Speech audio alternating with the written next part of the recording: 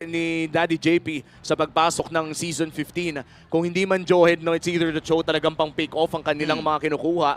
Last two picks here para sa side ng Onyx Philippines. Naghahanap pa rin sila ng kanilang Mage and possible Roamer or XP. Uy! Ay, ayan Nabuff Ayan yan, na. papi. Ayan na yung sinasabi ko, guys. Kakabuff lang yan. Ano pa ba ang ihahabol nila dito? At Sobrang daming pwedeng panoorin, pati yung fans kailangan mo na rin tignan. And going to the highlights of this game, what an action-packed game 1. Ang saya manood. Oo. At ang saya i-cast nito. Alam mo yung, ito yung ang sarap mag-ML. Oo, ngayon nga hinihingal pa ako habang pinag-uusapan natin. Yung naganap na to. Again, palitan kung palitan. Grabe si Outplays Brusco. after outplays. Brusco at itong si JP, parehas sila nagpapasiklab eh.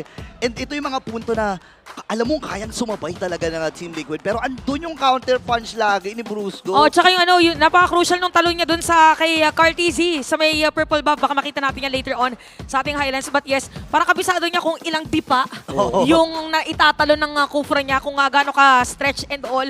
Ito, yun yung nahuli, kaya nakagawa ng play. So, nagkaroon ulit ng another opportunity dito yung Onyx na dumire-diretso. Because of again, yung displays